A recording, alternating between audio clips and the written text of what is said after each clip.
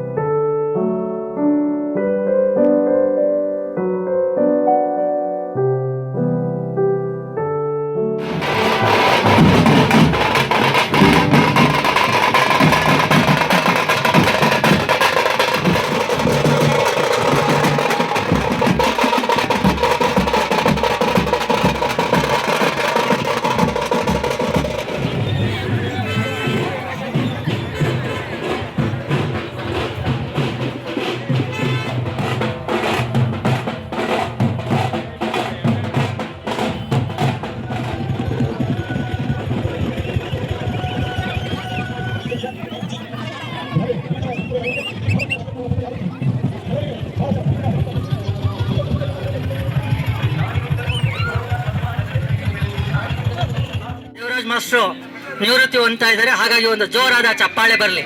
ಬಹುಶಃ 35 ವರ್ಷದ ನಂತರ 8 ವರ್ಷದಲ್ಲಿ ಒಂದ್ಸರಿ ಈ ತರ ಅವಕಾಶ ಸಿಕ್ಕಿರುತ್ತೆ. ಅದು ಬಿಟ್ರೆ ಈಗ ಸಿಕ್ಕಿದೆ. ಹಾಗಾಗಿ ಅದಕ್ಕೆ ಇನ್ನೊಂದು ಜೋರಾದ ಚಪ್ಪಾಳೆ ಬರಲಿ ನಮಗೆ. ಹಾಕಿ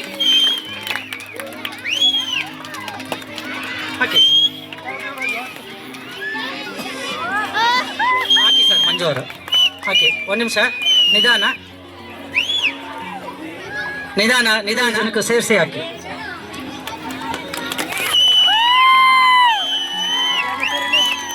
ಓಕೆ ಸರಿ ಕಡೆ ನೋಡ್ಬೇಕಲ್ಲ ಹಾಗೆ.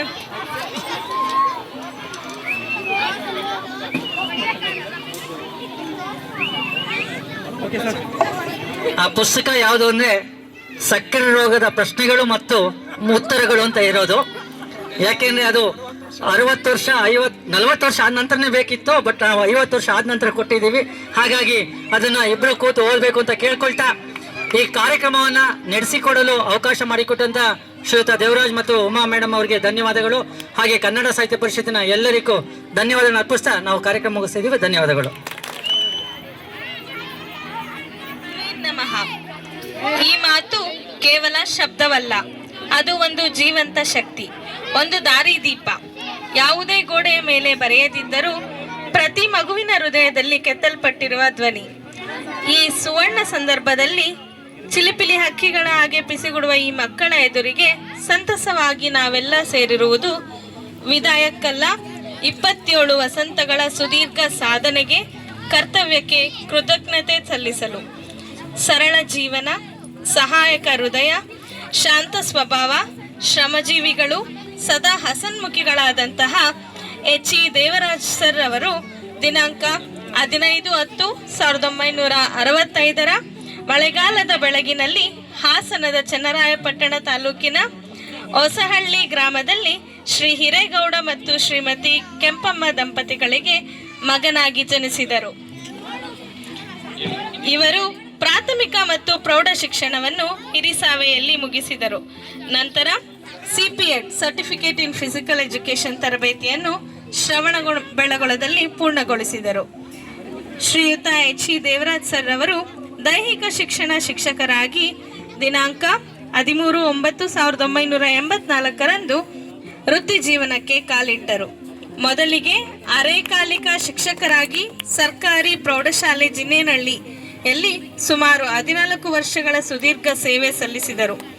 ನಂತರ 14/8/1998ರಿಂದ GHPS ಅಕ್ಕನಹಳ್ಳಿ ಕ್ರಾಸ್ ಶಾಲೆಯಲ್ಲಿ ಕಾಯಂ ಶಿಕ್ಷಕರಾಗಿ ಸೇವೆ ಆರಂಭಿಸಿ 2004ರವರೆಗೆ ಕರ್ತವ್ಯ ನಿರ್ವಹಿಸಿದರು.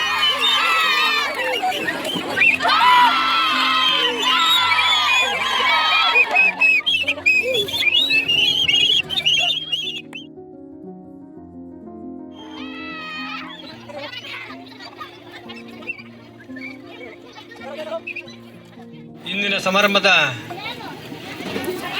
ಈ ಒಂದು ಕಾರ್ಯಕ್ರಮದಲ್ಲಿ ವೇದಿಕೆ ಮೇಲೆ ಆಸೀನರಾಗಿರ್ತಕ್ಕಂಥ ನನ್ನ ಎಲ್ಲ ತಾಲೂಕಿನ ಸಂಘದ ಅಧ್ಯಕ್ಷರು, ಸದಸ್ಯರು, ಪದಾಧಿಕಾರಿಗಳೇ ಹಾಗೂ ನನ್ನ ನೆಚ್ಚಿನ ವೃತ್ತಿ ಬಾಂಧವರೇ, ಹಿರಿಸಾವಿ ಹೋಬಳಿ ಎಲ್ಲ ಶಿಕ್ಷಕ ಬಂಧುಗಳೇ ಹಾಗೂ ಪುಟಾಣಿ ಮಕ್ಕಳೇ, ಅಡುಗೆ ಸಿಬ್ಬಂದಿಯವರೇ, ಮಕ್ಕಳ ಮನೆಯ ಶಿಕ್ಷಕರೇ, ಇವತ್ತು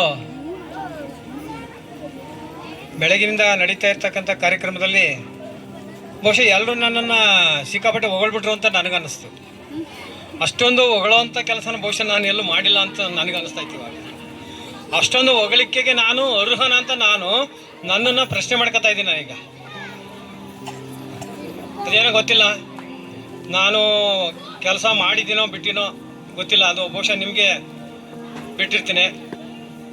41 ವರ್ಷಗಳ ಸುದೀರ್ಘ ಒಂದು ಕಾರ್ಯದಲ್ಲಿ ನಾನು ನನ್ನ ಕೈಲಾದ ಮಟ್ಟಿಗೆ ನಾನು ಕಾಯ ವಾಚ ಮನಸ್ಸ ನಾನು ಕೆಲಸನ ಮಾಡಿದ್ದೀನಿ ಅಂತ ಮಾತ್ರ ಹೇಳಬಲ್ಲೆ.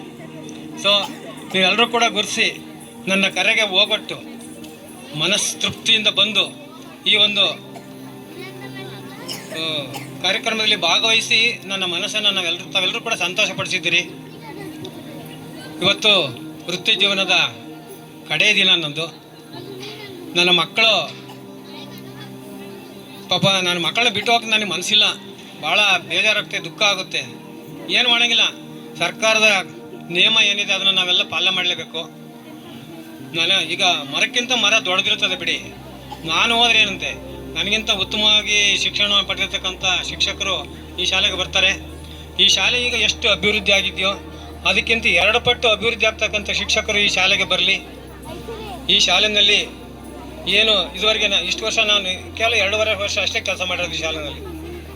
ಉತ್ತಮವಾದಂಥ ಒಂದು ಶಿಕ್ಷಕ ವರ್ಗ ಈ ಶಾಲೆಯಲ್ಲಿ ಇದೆ.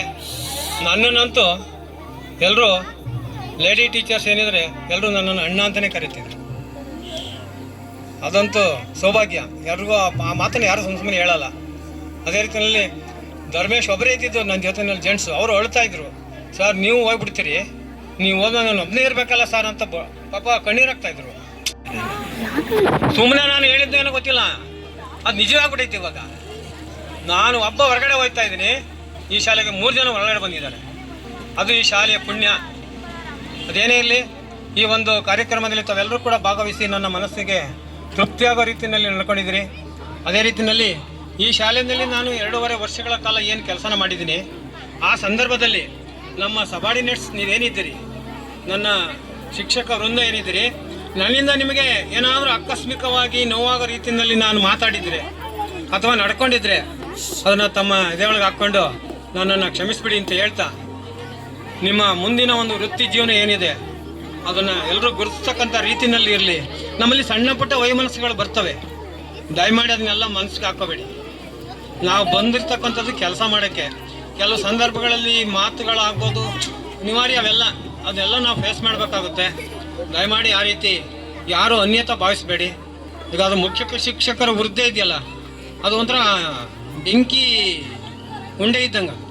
ಅಷ್ಟು ಸುಲಭ ಅಲ್ಲ. ಹೆಡ್ ಮಾಸ್ಟರ್ ಕೆಲಸ ನಿಭಾಯಿಸೋದು ಅಷ್ಟು ಸುಲಭದ ಕೆಲಸ ಅಲ್ಲ. ಅಲ್ಲಿ ನಮ್ಮ ಮನೆಯವ್ರ ಹೆಡ್ ಮಾಸ್ಟರ್ ಕೆಲಸ ಮಾಡ್ತಾರೆ ಅಂತ ನಾನು ಹೊಗಳ್ತಾ ಇದ್ದೀನಿ ಅಂತ ದಯವಿಟ್ಟು ಯಾರು ತಪ್ಪು ತಿಳ್ಕೊಬೇಡಿ. ಆ ಹೆಡ್ ಮಾಸ್ಟ್ರು ಹುದ್ದೆ ಅಂತಕ್ಕಂಥದ್ದು ಅಷ್ಟು ಕಠಿಣವಾಗಿರ್ತಕ್ಕಂಥದ್ದು. ಅದರಲ್ಲೂ ನಮ್ಮ ಹೆಡ್ ಮೇಡಮ್ ಏನಿದ್ದಾರೆ ಅವರು ಒಂಥರ ಮಿಲಿಟ್ರಿ ಸಿಸ್ಟಮ್. Military system. ಯಾಕಂದರೆ ಮಿಲಿಟ್ರಿ ಮಾವನ ಮಗಳು, ಹಂಗಾಗಿ ಮಿಲಿಟ್ರಿ ಸಿಸ್ಟಮ್ ಅವ್ರದ್ದು. ಯಾವುದೇ ಕಾರಣಕ್ಕೂ ಅವರು ಸೋಲಲ್ಲ. ಯಾಕೆಂದರೆ ತಪ್ಪು ಅದು ಹಿಡಿಯಲ್ಲ ಅವರು. ಬೇರೆ ವಿಚಾರದಲ್ಲಿ ಮಾತೇ ಇಲ್ಲ, ಬಗ್ಗೋ ಮಾತೇ ಇಲ್ಲ. ಅವರು ಕೆಲವ್ರಿಗೆ ಏನಾಗುತ್ತೆ ಅಂದರೆ ಸ್ವಲ್ಪ ಹಿಂಸೆ ಅನಿಸುತ್ತೆ. ಕೆಲವ್ರ ದೃಷ್ಟಿನಲ್ಲಿ ಅದು ಅವ್ರಿಗೆ ಕಷ್ಟ ಅನಿಸ್ತದೆ. ಬಟ್ ಆ ಸ್ಥಾನಕ್ಕೆ ಕೂತ್ಕೊಂಡಾಗ ಅವ್ರಿಗೆ ಆ ಬೆಲೆ ಅವ್ರಿಗೂ ಗೊತ್ತಾಗುತ್ತೆ. ನನ್ನ ಅನುಭವ ಇದು. ದಯಮಾಡಿ ಯಾರು ಅನ್ನಿ ತಪಾಸ್ಬೇಡಿ. ಮೇಡಮ್ನವರು ಏನಾದ್ರು ಸ್ವಲ್ಪ ಹೆಚ್ಚು ಕಮ್ಮಿ ನಡ್ಕೊಂಡ್ರೆ ದಯಮಾಡಿ ಅದನ್ನ ಮನ್ನಿಸ್ಬಿಡಿ ಅಲ್ಲೇನೇನೆ. ದಯವಿಟ್ಟು ಅದನ್ನ ಯಾರು ಇಟ್ಕೋಬೇಡಿ. ಇನ್ಮೇಲೆ ದಯಮಾಡಿ ಅವರಿಗೆ ಕರೆಕ್ಟಾಗಿ ಸಪೋರ್ಟ್ ಮಾಡಿ ಅಂತ ಹೇಳ್ತಾ, ನನ್ನಿಂದ ಏನಾದ್ರು ಅಪಚಾರ ಆಗಿದ್ರೆ ಹೇಳಿ, ನಾನು ಅದಕ್ಕೆ ಕ್ಷಮೆ ಇರಲಿ ಅಂತ ಹೇಳ್ತಾ, ಇವತ್ತೊಂದು ಕಾರ್ಯಕ್ರಮಕ್ಕೆ ಯಶಸ್ವಿ ಆಗೋದಕ್ಕೆ ನೀವೆಲ್ಲರೂ ಕೂಡ ಕಾರಣಕರ್ತರಾಗಿದ್ದೀರಿ. ಮಕ್ಕಳು ನೀವೇನಿದ್ದೀರಿ ದಯಮಾಡಿ ಕಷ್ಟಪಟ್ಟು ಓದಬೇಕು. ಮಕ್ಕಳ ಮೊಬೈಲ್ ಇಟ್ಕೊಳ್ಳೋದು, ಮೊಬೈಲ್ಗೆ ದಾಸರಾಗಬೇಡಿ. ಮೊಬೈಲ್ನ ನೋಡಿದ್ರೆ ನೀವು ನಿಮ್ಮ ಫ್ಯೂಚರ್ನ ಮೇಲೆ ನೀವೇ ಕಲ್ಯಾಣ ತಗೊಂಡಂಗೆ. ಮೊಬೈಲ್ನಲ್ಲಿ ಒಳ್ಳೇದಿದೆ, ಇಲ್ಲ ಅಂತ ಹೇಳೋದು ನಾನು, ಬಟ್ ಒಳ್ಳೇದನ್ನ ಯಾರು ಈಗ ಜಾಸ್ತಿ ಆಯ್ಕೆ ಮಾಡ್ಕೊಳ್ಳಲ್ಲ. ಯಾಕೆ ಕೆಟ್ಟದ್ದನ್ನೇ ಜಾಸ್ತಿ ಆಯ್ಕೆ ಮಾಡ್ಕೊಳ್ಳೋದು. ಅದರಿಂದ ನೀವು ದಯಮಾಡಿ ಮೊಬೈಲ್ನ ನೋಡಿ ನಿಮ್ಮ ಫ್ಯೂಚರ್ಗೆ ಅನುಕೂಲ ಆಗ್ತಕ್ಕಂಥ ವಿಚಾರ ಇದ್ದರೆ ಅದನ್ನು ಮಾತ್ರ ತಗೊಳ್ಳಿ. ಅದು ಬಿಟ್ಟು ಬೇರೆ ಥರದನ್ನು ಮೊಬೈಲಲ್ಲಿ ನೋಡೋಕ್ಕೋಬೇಡಿ. ನಿಮ್ಮ ಗುರುಗಳಿಗೆ ಗೌರವ ಕೊಡ್ತಕ್ಕಂಥದ್ದನ್ನು ಕಲೀರಿ. ನಿಮ್ಮ ಪೋಷಕರಿಗೆ, ನಿಮ್ಮ ಎತ್ತ ತಂದೆ ತಾಯಿಗಳನ್ನ ಗೌರವಿಸ್ತಕ್ಕಂಥದ್ದನ್ನ ಕಲೀರಿ. ನಿಮ್ಮ ಶಾಲೆ ಅಂತಕ್ಕಂಥ ಅಭಿಮಾನ ನಿಮಗಿರಲಿ. ನೀವು ಈ ಶಾಲೆಯಲ್ಲಿ ಓದಿದ್ದು, ನಾನು ಈ ಶಾಲೆಯಲ್ಲೇ ಓದಿದ್ದು, ಇದೇ ಶಾಲೆಯಲ್ಲಿ ಓದಿ ಇದೇ ಶಾಲೆಯಲ್ಲಿ ಶಿಕ್ಷಕನಾಗಿ ಕೆಲಸವನ್ನು ನಾನು ಮಾಡಿದ್ದೀನಿ ಅಂತಕ್ಕಂಥದ್ದು ಹೆಮ್ಮೆ ನನಗಿದೆ. ಈ ಶಾಲೆ ಈ ವರ್ಷದಲ್ಲಿ ಶತಮಾನೋತ್ಸವ ಕಾರ್ಯಕ್ರಮವನ್ನು ಆಚರಣೆ ಮಾಡಬೇಕಾಗಿದೆ. ಅದಕ್ಕೆ ಒಂದು ಮೀಟಿಂಗ್ ಆಗಿದೆ ಆಲ್ರೆಡಿ. ಮೊದಲನೇ ಮೀಟಿಂಗಲ್ಲಿ ಜನ ಬಂದರು, ಎರಡನೇ ಮೀಟಿಂಗಲ್ಲಿ 4 ಜನ ಬಂದರು. ಅದು ಯಾಕೆ ಅಂತ ಗೊತ್ತಿಲ್ಲ, ರಾಜಕೀಯ. ಅದರಲ್ಲೂ ಶಾಲೆ ಅಂತಕ್ಕಂಥದ್ದು ಒಂದು ದೇವಸ್ಥಾನ ಇದ್ದಂಗೆ. ದಯಮಾಡಿ ದೇವ್ರ ವಿಚಾರದಲ್ಲಿ ಯಾರೂ ರಾಜಕೀಯ ಮಾಡಲ್ಲ. ಅದೇ ರೀತಿಯಲ್ಲಿ ಶಾಲೆ ವಿಚಾರದಲ್ಲೂ ಕೂಡ ಯಾರೋ ರಾಜಕೀಯ ಮಾಡ್ದಂಗೆ ಕೆಲಸ ಮಾಡಬೇಕು. ಅದು ಯಾರೇ ಆಗಿರಲಿ, ಅವರು ಜನಪ್ರತಿನಿಧಿಗಳಾಗಲಿ, ಶಿಕ್ಷಕರು ನಾವಿರಲಿ, ಆ ದೇವಸ್ಥಾನ ಅಂತಕ್ಕಂಥ ವಿಚಾರವನ್ನು ತಿಳ್ಕೊಂಡು ಇಲ್ಲಿ ಕೆಲಸ ಮಾಡಬೇಕು. ಹಾಗಾಗಿ ಈ ಶತಮಾನೋತ್ಸವ ಕಾರ್ಯಕ್ರಮ ಅಂತಕ್ಕಂಥದ್ದು ಏನು ಈ ಶಾಲೆ ನಡೀತಾ ಇದೆ, ಆ ನಡೀತಕ್ಕಂಥ ಸಂದರ್ಭದಲ್ಲಿ ನಾನು ಕೂಡ ನನ್ನ ಕೈಲಾದ ಸಹಾಯವನ್ನು ಮಾಡ್ತೀನಿ ಅಂತಕ್ಕಂಥ ಮಾತ್ರ ಈ ವೇದಿಕೆ ಮೇಲೆ ಹೇಳ್ತಾ ಇದ್ದೀನಿ. ಅದು ಯಾವತ್ತು ಮಾಡ್ತದೋ ಗೊತ್ತಿಲ್ಲ. ನಾವಂತೂ ಇವತ್ತಿಗೆ ನಮ್ಮ ಈ ಶಾಲೆಯಲ್ಲಿ ಕೆಲಸ ಮುಕ್ತಾಯ ಆಗಿದೆ ಅಂತ ನಾನು ಭಾವಿಸ್ತೀನಿ. ಬರ್ಬೋದಷ್ಟೇ, ನಾವು ಶಾಲೆಗೆ ಬರ್ಬೋದು, ಹೋಗ್ಬೋದಷ್ಟೇ. ಸೊ ಮುಂದಿನ ದಿನಗಳಲ್ಲಿ ಏನಿದೆ ಆ ಶತಮಾನೋತ್ಸವ ಕಾರ್ಯಕ್ರಮ ಅಂತಕ್ಕಂಥ ಈಗ ಅಲ್ಲಿ ಇರ್ತಕ್ಕಂಥ ಟೀಚರ್ಸ್ ನೀವೇನಿದ್ರಿ ಯಾವುದೇ ಕಾರಣಕ್ಕೂ ಆ ಒಂದು ಕಾರ್ಯಕ್ರಮವನ್ನು ಮಿಸ್ ಮಾಡಬೇಡಿ. ದಯಮಾಡಿ ಆ ಕಾರ್ಯಕ್ರಮನ ಮಾಡಿಬಿಟ್ಟು ಮುಂದಕ್ಕೆ ಹೋಗಿ ಅಂತಕ್ಕಂಥ ಮಾತನ್ನು ಹೇಳ್ತಾ ಇದ್ದೀನಿ. ನನ್ನ ಸಹಕಾರ ಖಂಡಿತ ಇರ್ತದೆ ಅಂತಕ್ಕಂಥ ಮಾತನ್ನು ಕೂಡ ನಾನು ಇವತ್ತು ಹೇಳ್ತಾ ಇದ್ದೀನಿ. ಸೊ ಇಷ್ಟು ಮಾತನಾಡಲು ಅವಕಾಶ ಕೊಟ್ಟಂತಹ ವೇದಿಕೆಗೆ ವಂದಿಸಿ ನನ್ನ ಮಾತನ್ನು ಮುಗಿಸ್ತೀನಿ. ಜೈ ಹಿಂದ್, ಜೈ ಕರ್ನಾಟಕ. ನಿಮಗಿಂದು ಮನದುಂಬಿ ನಾವಿಂದು ಶುಭವನ್ನು ಕೋರುತ್ತ ನಿಮಗೆ ಬೀಳ್ಕೊಡುವೆವು ನಾವಿಂದು, ಬೀಳ್ಕೊಡುವೆವು ನಾವಿಂದು. ಪೀವಸಳ್ಳಿ ಗ್ರಾಮದ ಹಿರೇಗೌಡ್ರ ಮಗನಾಗಿ ಶಿಕ್ಷಕ ವೃತ್ತಿ ಆಯ್ದುಕೊಂಡಿರಿ. ದೈಹಿಕ ಶಿಕ್ಷಣ ಶಿಕ್ಷಕರಾದಿರಿ, ದೈಹಿಕ ಶಿಕ್ಷಣ ಶಿಕ್ಷಕರಾದಿರಿ. ಅವಿರತ ದುಡಿಮೆಯಿಂದ ನಿಮ್ಮ ಕಾರ್ಯಕ್ಷಮತೆಯಿಂದ ದೀರ್ಘಕಾಲ ಸೇವೆಗೈದಿರಿ. ಪ್ರಶಂಸೆಗೆ ಪಾತ್ರರಾದಿರಿ, ಪ್ರಶಂಸೆಗೆ ಪಾತ್ರರಾದಿರಿ. ಸರಳತೆಯೇ ನಿಮ್ಮ ಗುಣ, ತಾಳ್ಮೆಯಲು ನಿಮ್ಮತನ, ಸೌಜನ್ಯದ ಮೂರ್ತಿ ನೀವು, ಸೌಂದರ್ಯದ ಗಣಿಯು ನೀವು, ಔದಾರ್ಯದ ಗಣಿಯು ನೀವು. ಪ್ರತಿ ಆಟ ಪಾಠದಲ್ಲೂ ಜೀವನ ಪಾಠವ ಕಲಿಸಿ ಕ್ರೀಡಾ ಸ್ಫೂರ್ತಿ ಶಿಸ್ತು ಬೆಳೆಸಿದ ನಿಮ್ಮ ಸೇವೆ ಮರೆಯಲಾಗದು, ನಿಮ್ಮ ಸೇವೆ ಮರೆಯಲಾಗದು. ಬಾಳಿನಲ್ಲಿ ಬೆಳಕಿರಲಿ, ಎಂದೆಂದು ನಗುವಿರಲಿ, ಸುಖ ಶಾಂತಿ ನಿಮ್ಮದಾಗಲಿ. ದೇವರ ಅನುಗ್ರಹವಿರಲಿ, ದೇವರ ಅನುಗ್ರಹವಿರಲಿ. ಇದುವೇ ನಮ್ಮ ಹಾರೈಕೆಯು, ಇದುವೇ ನಮ್ಮ ಹಾರೈಕೆಯು, ಇದುವೇ ನಮ್ಮ ಹಾರೈಕೆಯು.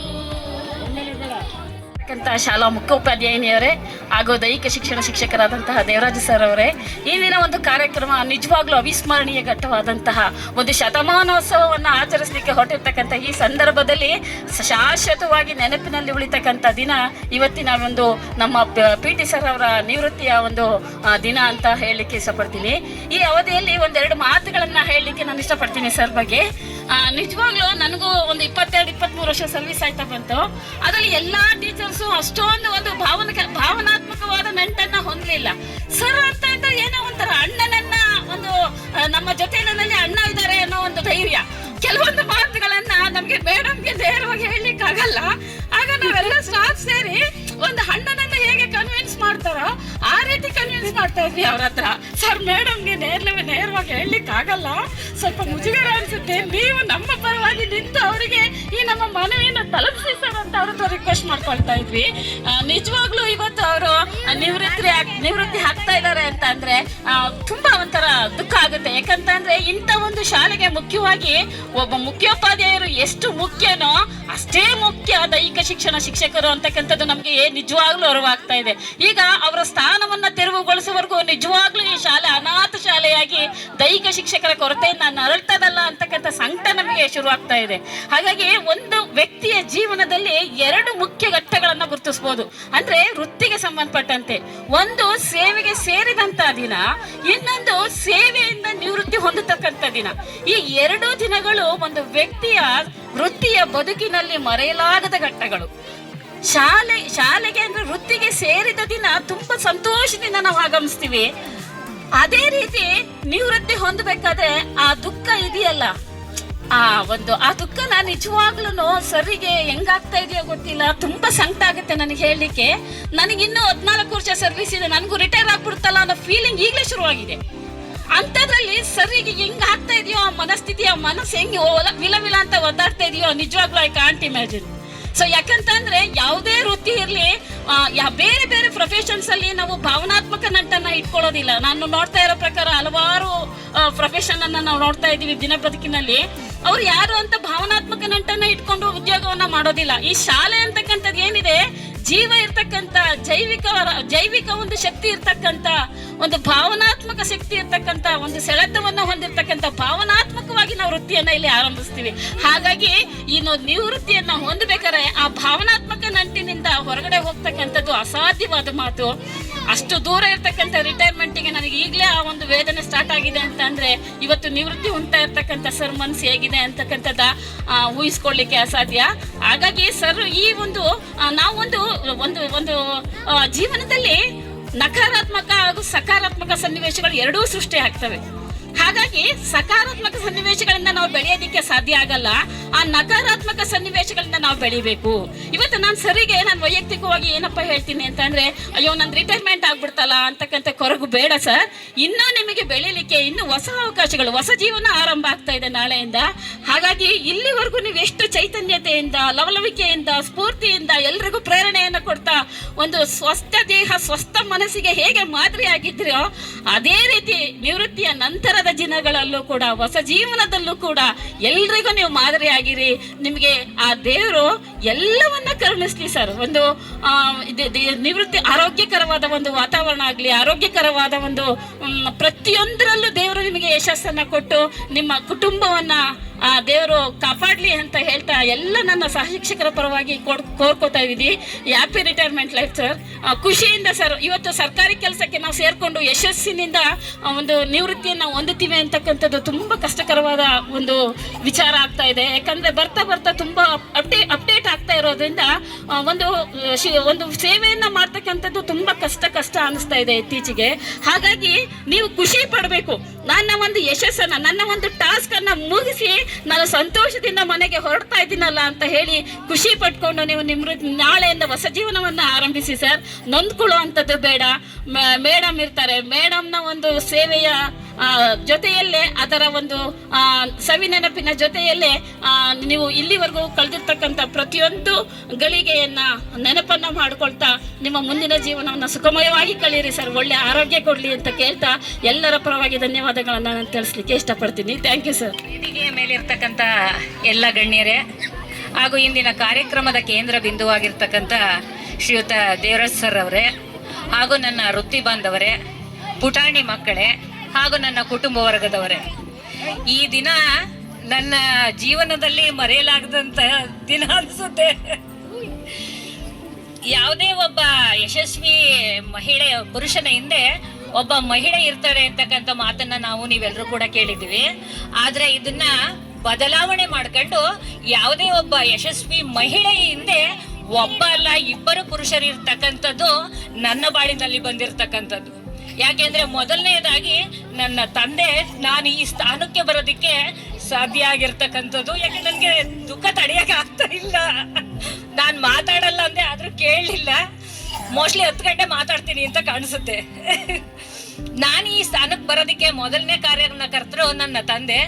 ಅವರು ದೇಶವನ್ನ ಕಾಯ್ತಾ ಇರ್ತಕ್ಕಂಥ ಸೈನಿಕರಾಗಿದ್ರು. ಆ ಸೈನಿಕನಲ್ಲಿ ಯಾವ ಶಿಸ್ತು ಇತ್ತೋ ಅದೇ ರಕ್ತ ನನ್ನ ದೇಹದಲ್ಲೂ ಕೂಡ ಹರಿದು ಬಂದಿದ್ರಿಂದ ಆ ರಕ್ತವನ್ನ ನಾನು ಇಂದು ಕೂಡ ಮುಂದುವರಿಸ್ಕೊಂಡು ಬಂದು ನಮ್ಮ ತಂದೆನಲ್ಲಿ ಏನ್ ಶಿಸ್ತಿತ್ತೋ ಅದೇ ಶಿಸ್ತನ್ನ ಇಂದು ಕೂಡ ಪಾಲಿಸ್ತಾ ಇದ್ದೀನಿ, ನೆಕ್ಸ್ಟ್ ಮುಂದೂ ಕೂಡ ಪಾಲಿಸ್ತೀನಿ ಅಂತ ಹೇಳ್ತಾ, ಆ ಒಂದು ಕಾರಣ ನಮ್ಮ ತಂದೆ ಆದ್ರೆ ನೆಕ್ಸ್ಟ್ ನನ್ನ ಶಿಸ್ತಿಗೆ ಇನ್ನೊಂದು ಕಾರಣ ನನ್ನ ಪತಿದೇವರು. ಗೊತ್ತಾಯ್ತಾ? ಅವ್ರು ಎಷ್ಟು ಶಿಸ್ತಾಗಿದ್ರೋ ಅದಕ್ಕಿಂತ ಹೆಚ್ಚಿನ ಶಿಸ್ತನ್ನ ನಾನು ಕೂಡ ಇವರಲ್ಲಿ ಕಂಡೆ. ನೆಕ್ಸ್ಟ್ ಅವ್ರಿಬ್ರಿಗೆ ಹೋಲಿಸ್ಕೊಂಡ್ರೆ ನಾನು ಸೋಮಾರಿ ಅಂತ ಹೇಳೋದಿಕ್ಕೆ 2 ಮಾತಿಲ್ಲ. ಅವ್ರಿಬ್ರಲ್ಲೂ ಸೋಮಾರಿತನ ಅಂತಕ್ಕಂಥದ್ದು ಗೊತ್ತೇ ಇಲ್ಲ. ಶಾಲೆಯನ್ನ ಮುಗಿಸ್ಕೊಂಡು, ಯಾಕೆಂದ್ರೆ ದೈಹಿಕ ಶಿಕ್ಷಕರು ಅಂದ್ರೆ ಎಷ್ಟು ಶ್ರಮ ಆಗಿರ್ತದೆ ಶಾಲೆನಲ್ಲಿ ಅಂತಕ್ಕಂಥದ್ದು ಎಲ್ರಿಗೂ ಕೂಡ ಗೊತ್ತಿರ್ತಕ್ಕಂಥ ವಿಷಯ. 6 ಗಂಟೆ 6:15ವರೆಗೂ ವಿದ್ಯಾರ್ಥಿಗಳಿಗೆ ಅಭ್ಯಾಸವನ್ನ ಮಾಡಿಸಿ ಮನೆಗೆ ಹೋದ್ರೆ ಸಾಕು, ಡ್ರೆಸ್ನ ಚೇಂಜ್ ಮಾಡಿದ್ರೆ ಚಕ್ ಅಂತ ಅವರು ಮತ್ತೆ ಕೆಲಸದಲ್ಲಿ ತೊಡಗ್ತಾ ಇದ್ರು. ನನ್ನ ಕೆಲಸ ಅದಲ್ಲ, ಹೋದ ತಕ್ಷಣ ಹಾಸಿಗೆ ಮೇಲೆ ಮಲಗ್ತಕ್ಕಂಥದ್ದೇ ನನ್ನ ಕೆಲಸ ಆಗಿತ್ತು. ಹಂಗಾಗಿ ಅವರಲ್ಲಿ ಇರ್ತಕ್ಕಂಥ ಶಿಸ್ತು ಮತ್ತೆ ಕುತೂಹಲ ಅಂತಕ್ಕಂಥದ್ದು ಇದೆಯಲ್ಲ, ಅವ್ರಿಗೆ ಹೋಲಿಸ್ಕೊಂಡ್ರೆ ನನಗೆ ಸ್ವಲ್ಪ ಕಡಿಮೆನೇ ಅಂತ ಹೇಳ್ಬೇಕು. ಏಕೆಂದ್ರೆ ಅವರು ಏನೇನನ್ನ ಕಲ್ತು ಬಂದಿರ್ತೀವೋ ಅದನ್ನ ಯಾವುದೇ ಕಾರಣಕ್ಕೂ ಮಧ್ಯದಲ್ಲಿ ಬಿಡೋದಿಕ್ಕೆ ಸಾಧ್ಯ ಇಲ್ಲ. ಅದನ್ನ ರೂಢಿಸ್ಕೊಂಡೇ ಹೋಗೋದಿಕ್ಕೆ ಸಾಧ್ಯ ಅಂತ ಹೇಳ್ತಾ, ಭೇಟಿ ಆಕಸ್ಮಿಕ, ಅಗಲಿಕೆ ಅನಿವಾರ್ಯ, ನೆನಪು ನಿರಂತರ ಅಂತಕ್ಕಂಥ ಮಾತನ್ನ ಆದ್ರೆ ಈ ಎಲ್ರಿಗೂ ಕೂಡ ನನ್ನಂತ ಭಾಗ್ಯ ಸಿಕ್ಕಲ್ಲ ಅಂತ ಕಾಣುತ್ತೆ. ಏಕೆಂತಂದ್ರೆ ಪಾಪ ಗಂಡ ಒಂದ್ ಕಡೆ ಕೆಲಸ ಮಾಡ್ತಾ, ಹೆಂಡತಿ ಒಂದ್ ಕಡೆ ಕೆಲಸ ಮಾಡ್ತಾ, ಮಕ್ಕಳು ಅನಾಥರಾಗಿ ಇನ್ನೊಂದ್ ಕಡೆ ಬೆಳೀತಾ ಅಂತ ಸಂದರ್ಭಗಳನ್ನ ನಾವು ಎಷ್ಟೋ ನೋಡಿದೀವಿ. ಆದ್ರೆ ನಾವು ಮನೆಯಲ್ಲಿ ಜೊತೆನಲ್ಲಿ ಇರ್ತಕ್ಕಂಥದ್ದಲ್ಲ, ದಿನದ 24 ಗಂಟೆನಲ್ಲೂ ಕೂಡ ಜೊತೆನಲ್ಲಿ ಇರ್ತಕ್ಕಂಥ ಅವಕಾಶವನ್ನ ಚೌಡೇಶ್ವರಿ ದೇವಿ ನಮ್ಗೆ ಕಲ್ಪಿಸಿಕೊಟ್ಟು, ನಾನು ಆ ಚೌಡೇಶ್ವರಿ ದೇವಿಗೆ ಎಷ್ಟು ಕೃತಜ್ಞಳಾಗಿ ಋಣಿಯಾಗಿದ್ರು ಕೂಡ ಸಾಲಲ್ಲ. ಮತ್ತೆ ಇದೇ ಶಾಲೆನಲ್ಲಿ ಇದ್ಕೊಂಡು, ನಾನು ಮುಖ್ಯ ಶಿಕ್ಷಕಿಯಾಗಿದ್ಕೊಂಡು ಅವರಿಗೆ ಈ ಸನ್ಮಾನ ಕಾರ್ಯಕ್ರಮವನ್ನ ಏರ್ಪಡಿಸ್ತಕ್ಕಂಥ ಯೋಗನೂ ಕೂಡ ಎಲ್ರಿಗೂ ಕೂಡ ಸಿಕ್ಕದಿಕ್ಕೆ ಸಾಧ್ಯ ಇಲ್ಲ. ಇದೆಲ್ಲದೂ ಕೂಡ ನಾವು ಮಾಡ್ತಾ ಇರ್ತಕ್ಕಂಥ ಕರ್ತವ್ಯಕ್ಕೆ ಆ ದೇವರು ಕೊಡ್ತಾ ಇರ್ತಕ್ಕಂಥ ವರ ಅಂತ ಹೇಳ್ತಾ, ಇನ್ನೂ ಹೆಚ್ಚಿಗೆ ಹೇಳ್ತಾ ಹೋದ್ರೆ ಹೆಂಡತಿ ಗಂಡನ ಹೊಗಳಿದ್ರು, ಗಂಡ ಹೆಂಡತಿನ ಹೊಗಳಿದ್ರು ಅನ್ನಂಗೆ ಆಗ್ಬಿಡುತ್ತೆ. ಹಂಗಾಗಿ ನಾವು ಮಾಡಿರ್ತಕ್ಕಂಥ ಕೆಲಸವನ್ನ ನೀವೆಲ್ಲರೂ ಕೂಡ ನೋಡಿದ್ದೀರಾ. ನೆಕ್ಸ್ಟ್ ಅವ್ರಿಗೆ ಇನ್ನೂ ಒಳ್ಳೆಯ ಆರೋಗ್ಯವನ್ನ ಕೊಟ್ಟು ಈ ಶಾಲೆ ಕಡೆಗೆ ಇನ್ನೂ ಬರ್ತಕ್ಕಂಥ ಮನಸ್ಸನ್ನ ಕೊಡ್ಲಿ ಅಂತಕ್ಕಂಥ ನಿಮ್ಮೆಲ್ಲರ ಮುಂದೆ ಕೇಳ್ಕೊಳ್ತಾ 2 ಮಾತನ್ನ ಮುಗಿಸ್ತಾ ಇದ್ದೀನಿ. ಜೈ ಹಿಂದ್, ಜೈ ಆಗೋಗಿದ್ದೀನಿ. ಒಂದು ಕವನ ಹೇಳಲಿಕ್ಕೆ ಇಷ್ಟಪಡ್ತೀನಿ. ಅಪ್ಪ ಎಂದರೆ ನಿಧಿ, ಅಪ್ಪ ಎಂದರೆ ಮಮತೆಯ ಗಣಿ. ನನ್ನ ಜೀವನದ ಪ್ರತಿ ಹೆಜ್ಜೆಯಲ್ಲೂ ಸದಾ ನನ್ನ ಜೊತೆಗಿರ್ತಾ ಇದ್ದಿದ್ದು ನನ್ನಪ್ಪ. ಸೊ ಅವರಿಗೆ ನನ್ನ ಋಣಿಯಾಗಿರ್ತೀನಿ. ನನಗೆ ತಂದೆನೇ. ಯಾಕೆ ಅಂದರೆ ಎಲ್ಲ ಥರದಲ್ಲೂ ಕೂಡ ನನಗೆ ಸಪೋರ್ಟ್ ಆಗಿ ಇರೋದು. ನಾವು ಒಟ್ಟಿಗೆ, ನಾನಾಗ್ಬೋದು, ನಮ್ಮ ಅಣ್ಣ, ನಮ್ಮ ಅತ್ತಿಗೆ, ನನ್ನ ತಮ್ಮ ಎಲ್ಲ ಒಟ್ಟಿಗೆ ಬೆಳೆದಿದ್ದು. ಹಂಗಾಗಿ ಸಣ್ಣ ವಯಸ್ಸಿಂದನೂ ಕೂಡ ನನಗೊಂದು ಎಲ್ಲರೂ ಕೂಡ ಬೆಂಬಲವಾಗಿದ್ದು, ನನ್ನ ಕಷ್ಟ ಸುಖಕ್ಕೆ ತುಂಬ ಸಹಾಯ ಮಾಡಿಕೊಂಡು, ಯಾವುದೇ ತೀರ ನೋವಾಗದಂಗೆ ಎಲ್ಲ ಅಣ್ಣಂದಿರು ಕೂಡ ನೋಡ್ಕೊಂಡಿದ್ದಾರೆ. ಅದೇ ಥರ ಇವತ್ತು ನಮ್ಮ ಅಣ್ಣಂಗೆ ನಡೆದಂಥ ಕಾರ್ಯಕ್ರಮ ತುಂಬ ಖುಷಿ ಕೊಟ್ಟಿದೆ. ಯಾಕೆ ಎಲ್ಲರೂ ಟೀಚರ್ಸ್ ಆಗ್ತಾರೆ ಇಲ್ಲ ಅಂತಲ್ಲ, ಆದರೆ ಒಂದು ಒಳ್ಳೆ ಸ್ಥಾನದಲ್ಲಿ ಮಕ್ಕಳಿಂದ ಹಿಡಿದು ಟೀಚರ್ಸಿಂದ ಹಿಡಿದು ಎಲ್ಲರೂ ಅಷ್ಟು ಸುಲಭದ ಮಾತಲ್ಲ. ಮುಂದೆ ಹೊಗಳುತ್ತಾರೆ, ಹಿಂದೆ ತೆಗಳುತ್ತಾರೆ. ಆದರೆ ನಮ್ಮ ಅಣ್ಣನ ಯಾವುದೇ ಕಾರಣಕ್ಕೂ ಹಿಂದೆ ಕೂಡ ಯಾರೂ ತೆಗಳಲ್ಲ. ಯಾಕೆಂದ್ರೆ ಅವರು ಅಷ್ಟು ಒಳ್ಳೆ ನನ್ನ ಅಮ್ಮಗ ವಿಡಿಯೋ ಮಾಡಕ್ ಬಂದ ನಾನು. ಹಂಗಾಗಿ ನನಗೆ ತುಂಬ ಖುಷಿ ಆಯಿತು. ಮತ್ತು ನಮ್ಮ ಅಣ್ಣನಿಗೆ ಇದೇ ಥರ ಆಯಸ್ಸು ಆರೋಗ್ಯ ಎಲ್ಲ ಕೊಟ್ಟು ನೆಮ್ಮದಿ ಜೀವನ ಇದ್ದು ತುಂಬ ಚೆನ್ನಾಗಿರಲಿ ಅಂತ ನಿಮ್ಮ ಅಂತಾರೆ ಎಲ್ಲರ ಆಶೀರ್ವಾದ ಕೂಡ ಇರಲಿ ಅಂತ ಹೇಳ್ತಾ ನಾನು ಒಂದೆರಡು ಮಾತನ್ನು ಮುಗಿಸ್ತೀನಿ. ಆಟ, ಶ್ರಮ, ಶಿಸ್ತು ಈ 3 ಗುಣಗಳನ್ನ ಪಾಠವನ್ನ ಕಲಿಸಿದವರು, ಆಟದ ಮೂಲಕ ಪಾಠಕ್ಕೆ ಒತ್ತನ್ನ ನೀಡಿದಂಥವರು, ವಿದ್ಯೆಗೆ ಬುದ್ಧಿಯ ಬೆಳಕು, ದೈಹಿಕ ಶಿಕ್ಷಣಕ್ಕೆ ಶಕ್ತಿಯ ಬೆಳಕು. ಸರ್ ಅವರ ಸಹ ಕುಟುಂಬದವರೇ ಹಾಗೂ ಅವರ ಸಹ ಬಾಂಧವರೇ ಹಾಗೂ ಸಹ ವೃತ್ತಿ ಬಾಂಧವರೇ, ನಾನು ನಿಜವಾಗ್ಲೂ ಇವ್ರ ಬಗ್ಗೆ ನಂಗೆ ಏನು ಹೇಳಬೇಕು ಅಂತಲೇ ಗೊತ್ತಿಲ್ಲ. ಯಾಕಂದ್ರೆ ಇವ್ರು ನಮ್ಮನೆಯವರೇ ಆಗಿದ್ದಾರೆ, ನನ್ನ ಜೊತೆನೇ ಇರ್ತಾರೆ ಯಾವಾಗ್ಲೂ. ನನ್ನ ಕಷ್ಟ ಸುಖ ಎಲ್ಲದಕ್ಕೂ ಕೂಡ ಭಾಗಿಯಾಗಿದ್ದಾರೆ. ನನಗಂತೂ ಅವ್ರು ಬೇರೆ ಮನೆಯವರು ಅಂತ ನನಗೆ ಯಾವತ್ತೂ ಅನಿಸಿಲ್ಲ. ಜೊತೆಗೆ ಯಾವಾಗಲೂ ಕೂಡ ನನ್ನ ಬೆನ್ನೆಲುಬಾಗಿ ನಿಂತಿರ್ತಾರೆ ಅವ್ರು ಯಾವಾಗ್ಲೂ. ನಾನು ಯಾವುದೇ ಸಂದರ್ಭದಲ್ಲಿ ಏನನ್ನು ಕೇಳಿದ್ರು ಕೂಡ ಅವರಲ್ಲಿ ಇಲ್ಲ ಅನ್ನೋ ಒಂದು ಪ್ರಶ್ನೆನೇ ಬರೋದಿಲ್ಲ. ಹಾಗಾಗಿ ನಾನು ಒಬ್ಬಂಟಿ ಅನ್ನೋದು ಕೂಡ ನನಗೂ ಇದುವರೆಗೂ ಒಂದು ದಿನನೂ ಕಾಡಿಲ್ಲ. ನಂದು ಏನೇ ಕಷ್ಟ ಇದ್ರೂ ಕೂಡ ನಾನು ತಕ್ಷಣ ಕಾಲ್ ಮಾಡೋದು ಉಮಾ ಮೇಡಮ್ಗೆ. ಅದಕ್ಕೆ ನನಗೆ ಯಾವಾಗ್ಲೂ ಶೋಭಾ ಮೇಡಮು, ನಾನು ಯಾವಾಗಲೂ ಅದಕ್ಕೇ ಹೇಳ್ತಿರ್ತೀನಿ, ನನ್ನ 2 ಕೈ ರಥಗಳು ನೀವಿಬ್ರು. ನಾನಿಲ್ಲಿ ಈ ಥರ ಧೈರ್ಯವಾಗಿ ನಿಂತಿದ್ದೀನಿ ಅಂದರೆ ಕಾರಣ ನೀವೇನೆ ಅಂತ ಹೇಳ್ತಿರ್ತೀನಿ. ಜೊತೆಗೆ ದೇವರಾಜ್ ಮಾಸ್ಟ್ರಲ್ಲಿ ಇರ್ತಕ್ಕಂತಹ ಒಂದು ತಾಳ್ಮೆ, ಸಹನೆ, ಇವನ್ನ ನಿಜವಾಗ್ಲೂ ನಾವು ಕಲಿಬೇಕು. ಇನ್ನೂ ಕೂಡ ನಮಗೆ ಕಲಿಯೋದಕ್ಕಾಗಿಲ್ಲ. ಅಂತಹ ವ್ಯಕ್ತಿ ಜೊತೆ ನಾವು ಇದ್ದೀವಿ ಅಂದರೆ ನಮ್ಮ ಒಂದು ಅದೃಷ್ಟ ಅಂತಲೇ ಹೇಳಬೇಕು. ಅಂತಹ ವ್ಯಕ್ತಿನ ನಮಗೆ ನಮ್ಮ ಅಣ್ಣನಾಗಿ ಪಡೆದಿದ್ದೀವಲ್ಲ, ಅದು ಕೂಡ ಇನ್ನೂ ತುಂಬ ಒಳ್ಳೆಯ ಅದೃಷ್ಟ ಅನ್ಕೊತೀನಿ. ಅವರ ಒಂದು ಪ್ರೀತಿ, ವಿಶ್ವಾಸ ಸದಾ ನಮ್ಮ ಮೇಲೆ ಹಾಗೇ ಇರಲಿ. ಅವರ ಒಂದು ಈ ನಿವೃತ್ತಿಗೆ ಅಂತಕ್ಕಂಥದ್ದು ಅವರಿಗೆ ದೇವರು ಆಯುಷ್ಯ, ಆರೋಗ್ಯ ಎಲ್ಲ ಕೊಟ್ಟು, ನೆಮ್ಮದಿ ಕೊಟ್ಟು, ಸುಖವಾಗಿ ಯಾವಾಗಲೂ ಹೀಗೆ ನಗ್ನಾಗ್ತಾ ಇರಲಿ, ನಮ್ಮ ಜೊತೆ ಹೀಗೆ ಖುಷಿಯಾಗಿರಲಿ. ನಾನು ಯಾವಾಗಲೂ ರೇಗಿಸ್ತಿರ್ತೀನಿ, ಅದನ್ನು ಅನ್ಯತಾ ಭಾವಿಸ್ತೇನೆ. ನಾನೇನಾದ್ರು ತಪ್ಪು ಮಾಡಿದ್ರೆ ಖಂಡಿತ ಕ್ಷಮಿಸಿ. ನನಗೆ ಹೀಗೆ ಯಾವಾಗಲೂ ನೀವಿಬ್ಬರು ಬೆಂಗಾವಲಾಗಿ ಇರಿ ಅಂತ ಹೇಳ್ತಾ ಆಶಿಸ್ತೀನಿ. ನಾನು ನೆನ್ನೆನೆ ಅನ್ಕೊಂಡಿದ್ದೆ ಮೈಕ್ ಸಿಗ್ಲಿಲ್ಲ ಅಂದ್ರೂ ಒಂದು 5 ನಿಮಿಷ ಮೈಕ್ ಇಸ್ಕೊಂಡು ದೇವರಾಜ್ ಮಾಸ್ಟರ್ ಬಗ್ಗೆ ಹೇಳ್ಬೇಕು ಅಂತ. ಇವತ್ತು ಬೆಳಗ್ಗೆಯಿಂದ ಬೇಡ ಕಣಪ್ಪ ಆತಗೆ ಏನು ಹೇಳೋದು, ಇದು ಹೇಳಿದ್ರೆ ಇದು ಕಡಿಮೆ ಆಗುತ್ತೇನೋ, ಇದು ಹೇಳಿದ್ರೆ ಇದು ಕಡಿಮೆ ಆಗುತ್ತೇನೋ ಅಂತ ಅಂದ್ಕೊಂಡೆ. ಸಹೃದಯರು, ತುಂಬ ತಾಳ್ಮೆ ಇರೋರು. ಅವ್ರಿಗೆ 60 ವರ್ಷ ಆಗಿದೆ, ನಮಗೆ 43 ವರ್ಷ. ನಮ್ಮ ಜೊತೆ ಇರಬೇಕಾದ್ರೆ ಅವ್ರು ನಮ್ಮ ಜೊತೆ ಇರೋಂಗೆ ಇರ್ತಾರೆ, ನಮ್ಮ ವಯಸ್ಸಿನವ್ರಂಗೆ ಇರ್ತಾರೆ.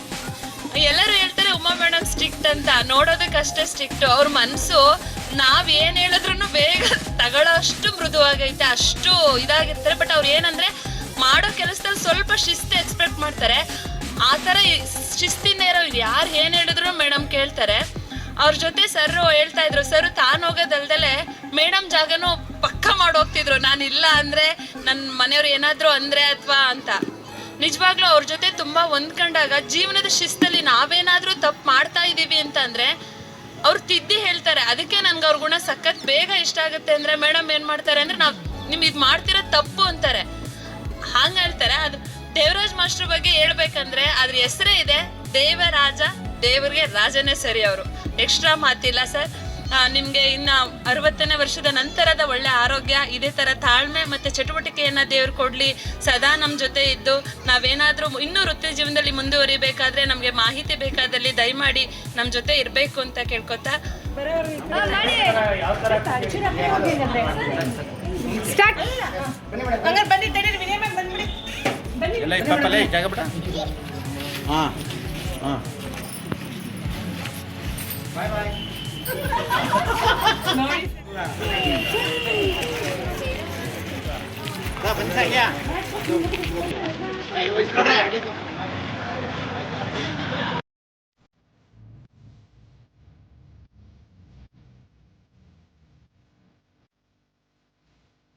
ಇವತ್ತು ವಯೋನಿವೃತ್ತಿ ಹೊಂದಿದ್ದಾರೆ. ಅದ್ರ ಜೊತೆಯಲ್ಲಿ ಒಂದು ಅಭೂತಪೂರ್ವವಾದಂಥ ವೈಭವವಾಗಿ ಒಂದು ಕಾರ್ಯಕ್ರಮ ನಡೆದಿದೆ. ಎಲ್ಲರಿಗೂ ತುಂಬ ಸಂತೋಷ ಆಗಿದೆ. ಇದೇ ಸಂದರ್ಭದಲ್ಲಿ ಈ ಸಾಲಿನಲ್ಲಿ ನಮ್ಮ ದೇವರಾಜಣ್ಣವರ ನಿವೃತ್ತಿ ಪ್ರಯುಕ್ತವಾಗಿ ಒಂದು ಜ್ಞಾಪಕಾರ್ಥವಾಗಿ ಅವರ ಒಂದು ಕೊಡುಗೆಯಾಗಿ ಈ ಒಂದು ಧ್ವಜದ ಕಟ್ಟೆಯನ್ನು ಕಟ್ಸ್ಕೊಂಡಿರ್ತಾರೆ ಶಾಲೆಗೆ. ಇವರ ಒಂದು ಸಹೃದಯಿ ಅವರ ಒಂದು ಕಾರ್ಯಕ್ಕೆ ನಾವೆಲ್ಲರೂ ಕೂಡ ಅಭಿನಂದನೆಗಳನ್ನು ಸಲ್ಲಿಸ್ತಾ, ಅವರ ಕುಟುಂಬಕ್ಕೆ ಮತ್ತು ಅವರ ಎಲ್ಲ ಕುಟುಂಬ ವರ್ಗದವರಿಗೆ ದೇವರು ಒಳ್ಳೆ ಆಯಸ್ಸು, ಆರೋಗ್ಯ ಮತ್ತು ಐಶ್ವರ್ಯವನ್ನು ಕೊಟ್ಟು ಕಾಪಾಡಲಿ ಅಂತ ಈ ಸಂದರ್ಭದಲ್ಲಿ ಹೇಳಕ್ಕೆ ಇಷ್ಟಪಡ್ತೀನಿ. ಎಲ್ರಿಗೂ ಧನ್ಯವಾದಗಳು.